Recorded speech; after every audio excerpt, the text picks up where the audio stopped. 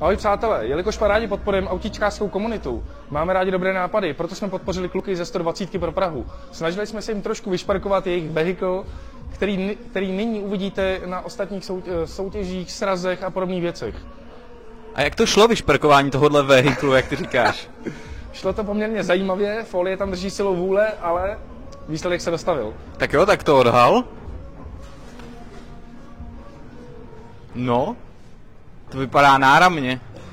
Máme trochu karbonu pro svižnější jízdu, stříbrné znaky, není víc co dodat. Jak se vám to startovalo? Bylo to dobrý? Naprosto vynikající, museli jsme použít 6 boostrů, 3 různé dráty a nakonec všechno vyšlo. A co je jako upřímně lepší? Tohle, anebo tamhle? Za mě, já bych raději jezdil multiplou. OK, tak v tom případě všechno. Teď poprosím nějaký bližší záběr.